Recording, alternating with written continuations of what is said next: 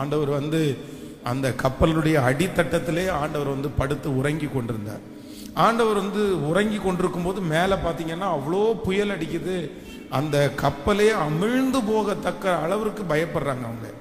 அவ்வளோ போராட்டம். ஏன்னா ஆண்டவர் என்னவா இருக்கிறாருன்னா, ஆண்டவர் தூங்கி கொண்டே இருக்கிறார். ஆண்டவர் அமைதியாக இருக்கிறார்.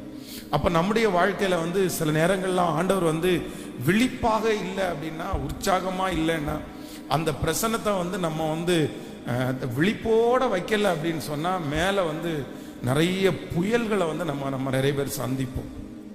நிறைய பேருடைய வாழ்க்கையில் ஆண்டவரை தட்டி எழுப்புறவங்க இல்லை.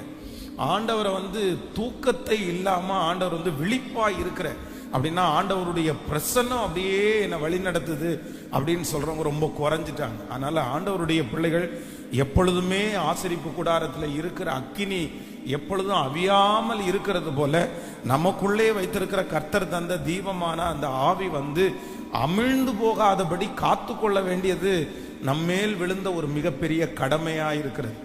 எப்படி அந்த திரிக்கு எண்ணெய் ஊற்றி அதை அணையாமல் பாதுகாப்பார்களோ, அதே போல நமக்குள்ளே இருக்கிற ஆவியானவரை, நமக்குள்ளே இருக்கிற ஆண்டவரை நம்ம அப்படியே தூங்க வைக்காம, இல்லைன்னா அமைதியா இருக்க வைக்காம, அவரை ஆக்டிவா, அவர் எப்பொழுதுமே நம்மளை பார்க்கறது மாதிரி வைக்க வேண்டிய கடமை நம்முடையது.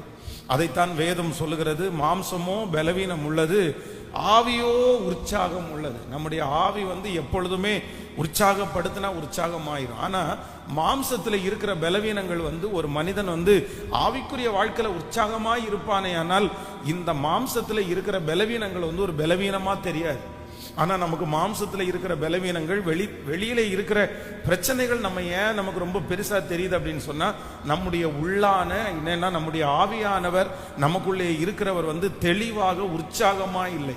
அப்போ ஒரு தேவனுடைய பிள்ளை ஆவியை எப்பொழுதும் அனலாய் வைத்துக் கொள்ள வேண்டிய அவசியம் உண்டு, உற்சாகமாய் வைத்துக் கொள்ள வேண்டிய அவசியம் உண்டு. ஆனா சத்துருடைய பெரிய அட்டாக் என்ன அப்படின்னு சொன்னா, நம்முடைய ஆவிக்குரிய வாழ்க்கையை சோர்ந்து போக பண்ணுகிறவன் தான் பிசாசு. ஆனா ஆண்டவர் அடிக்கடி நம்மை கொண்டு ஆலயத்தில் கொண்டு வார்த்தைகளை பேசி ஆண்டவர் நம்மை அனலாக்குகிறார்.